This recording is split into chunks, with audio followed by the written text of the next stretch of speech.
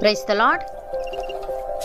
ఈరోజు దేవుని వాగ్దానము, తన్ను ఎందరు అంగీకరించిరో వారికందరికి, అనగా తన నామమునందు విశ్వాసముంచిన వారికి దేవుని పిల్లలగుటకు ఆయన అధికారము అనుగ్రహించెను.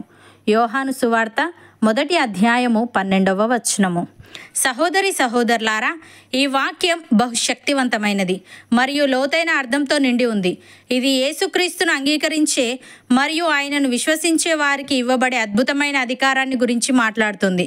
యేసుక్రీస్తును ప్రభువుగా మరియు రక్షకునిగా ఎవరైతే అంగీకరిస్తారో వారు దేవుని పిల్లలుగా మారే అధికారాన్ని పొందుకుంటారు. ఈ అధికారం మనకు స్వంతంగా లభించింది కాదు, కానీ దేవుడు స్వయంగా తన కృప ద్వారా ఇది మనకు ప్రసాదించాడు. దేవుని కుమారులుగా మనం దేవుని రాజ్య వారసత్వానికి వారసులం మరియు దేవుని ఆశీర్వాదాలు వాగ్దానాలలో కూడా భాగస్వామ్యులం. భక్తుడు ఈ విధంగా అంటున్నాడు: యేసుక్రీస్తునందు మీరందరూ విశ్వాసము వలన దేవుని కుమారులై ఉన్నారు. క్రీస్తులోనికి బాప్తిస్మము పొందిన మీరందరూ క్రీస్తును ధరించుకొని ఉన్నారు. ఇందులో యూదుడని గ్రీసు దేశస్థుడని లేదు, దాసుడని స్వతంత్రుడని లేదు, పురుషుడని స్త్రీ అని లేదు. యేసుక్రీస్తునందు మీరందరూ ఏకముగా ఉన్నారు. మీరు క్రీస్తు సంబంధులైతే ఆ పక్షమందు అబ్రహాము యొక్క సంతానమై ఉండి వాగ్దాన ప్రకారము వారసులై ఉన్నారు అని. ప్రియులారా, వారసుడు అన్నిటికీ కర్తయ్య ఉన్నను బాలుడై ఉన్నంత కాలము అతనికిని దాసునికిని ఏ భేదమును లేదు. తండ్రి చేత నిర్ణయింపబడిన దినము వచ్చు వరకు అతడు సంరక్షకుల యొక్కయు గృహ నిర్వాహకుల యొక్కయు అధీనములో ఉండును. అటువలే మనమును బాలురమై ఉన్నప్పుడు లోక సంబంధమైన మూలపాఠములకు లోబడి దాసులమై ఉంటిమి. అయితే కాలము పరిపూర్ణమైనప్పుడు దేవుడు తన కుమారుణ్ణి పంపెను.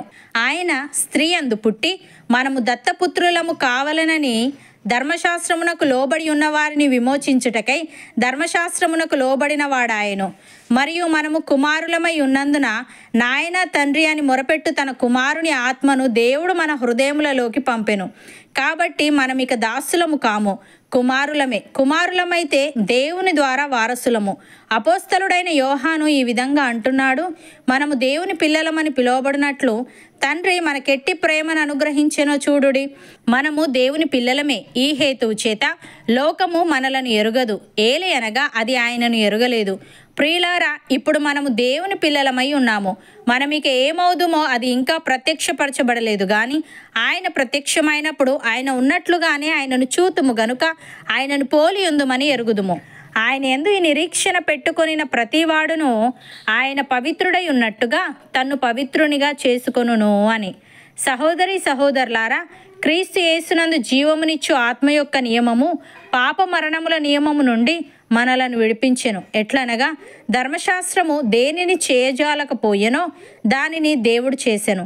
శరీరమును అనుసరింపక ఆత్మను అనుసరించి నడుచుకొను మనయందు ధర్మశాస్త్ర సంబంధమైన నీతి విధి నెరవేర్చబడవలనని పాప పరిహారము నిమిత్తము దేవుడు తన సొంత కుమారుణ్ణి పాప శరీరాకారముతో పంపి ఆయన శరీరమందు పాపమునకు శిక్ష విధించెను.